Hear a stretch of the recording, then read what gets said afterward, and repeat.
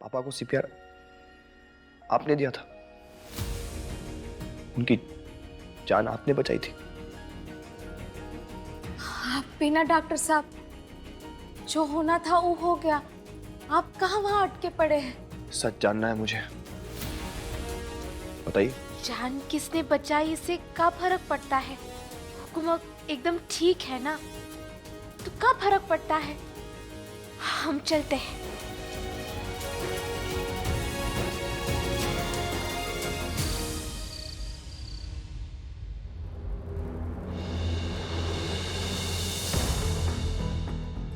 क्यारा, मुझे बात करनी है आपसे।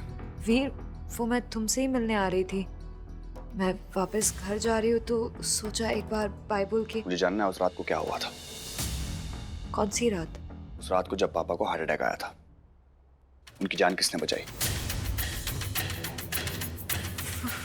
वीर, वो तो मैंने ही तो। साफ साफ बताओ क्यारा, किसने बचाई थी उनकी जान?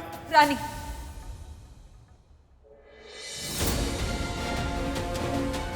रानी ने।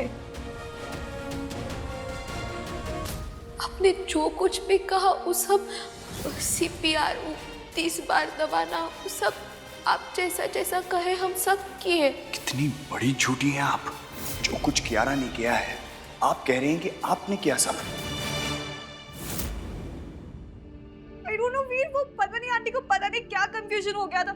उन्हें लगा कि मैंने अंकल को सीपीआर दिया है। और इतना सब कुछ एक ही बात एक हो गया कि मौका ही नहीं मिला तुम्हें सच बताने का। किसी से भी कह सकती थी आप कि पापा की जान रानी ने बचाई थी, आपने नहीं। पद्मनी मासी का कंफ्यूजन भी दूर कर सकती थी आप, उनको सच बताकर, लेकिन आपने ऐसा किया नहीं। प्लीज वीर, गुस्सा मत हो, मुझे एक मौका तो दो तुम्हें समझाने का। नहीं क्यारा, मुझे और कोई झूठ नहीं सुनना। ऐसा नहीं है वीर, पद्मनी मासी ने मुझे कहा था चुप रहने को, और मैं बहुत ज्यादा डर गई थी। मुझे लगा कि तुम पता नहीं क्या सोचोगे कि मैं वही थी, और फिर भी मैंने कुछ नहीं किया अंकल की जान बचाने के लिए।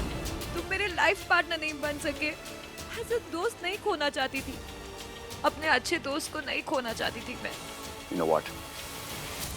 आज शायद आपने वो दोस्त भी खो दिया।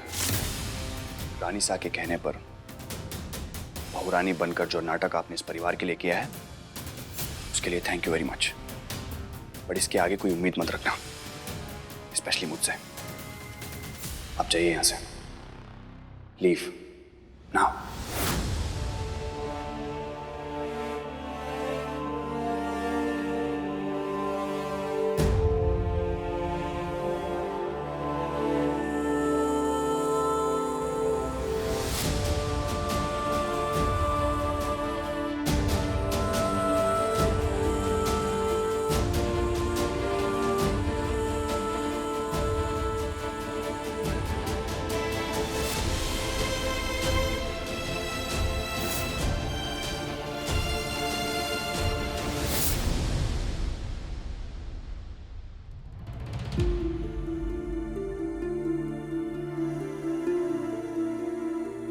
राजमाता जी, आप इतनी उदास काहे लग रही है? हम उदास नहीं हैं, खुशी से आंखें नम है हमारी। आज सच सबके सामने आ ही गया। इस घर में आपको अपनी सही जगह मिल गई। एक बहुत बड़ा बोझ हमारे सर से उतर गया बहुरानी।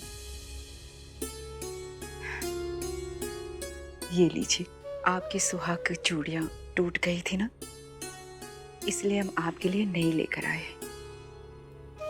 अगर आपको ऐतराज ना हो तो क्या हम इन्हें अपने हाथों से आपको पहना सकते हैं? ये आप क्या बोल रही है राजमाता जी? आइए, बैठते हैं।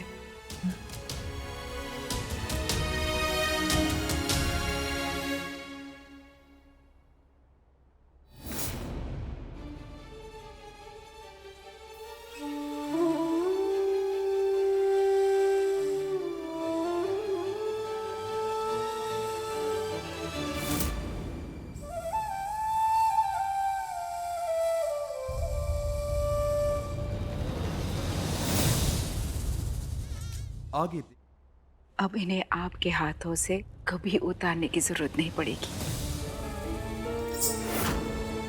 इस घर में दोबारा इतना बड़ा झूठ कभी नहीं बोला जाएगा।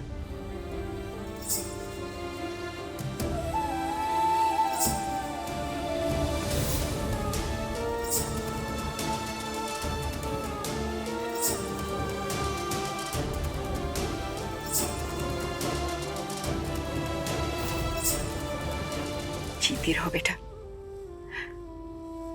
आपकी जगह यहाँ नहीं, हमारे दिल में है।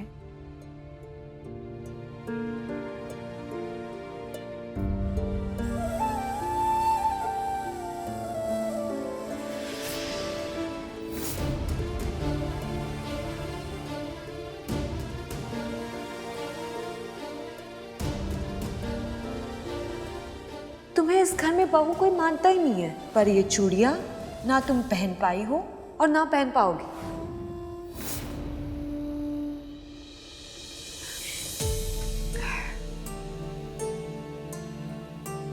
पता है बेटा, एक औरत के लिए उसका पति ना ही सिर्फ उसका जीवन साथी होता है, बल्कि उसका हक भी होता है। ये आपकी सुहाग की निशानी है। इन पर सिर्फ आप ही का अधिकार है। इन्हें हमेशा संभाल कर रखिएगा। आप जानते हैं आप कितनी अच्छी है, बिल्कुल हमारे बाबूजी जैसी। वो भी हमको ऐसे ही बच्चे के तरह प्यार से समझाते हैं और गरिया भी देते हैं अगर हमने कुछ गलती की है तो। आप भी हमको डांट दिया कीजिएगा जब भी हम कुछ गलत करें तब। इसकी जरूरत ही नहीं पड़ेगी, क्योंकि आप जब जब जो करती आई है ना, वो हमेशा सही होता है। आप तो शुरू से ही हमारे साथ दिए, लेकिन आप भी जानती हैं परिवार के हालात ऐसे हैं कि कोई भी हमें अपनाना ही नहीं चाहता। क्योंकि शायद उन्हें सही इंसान की परख ही नहीं है।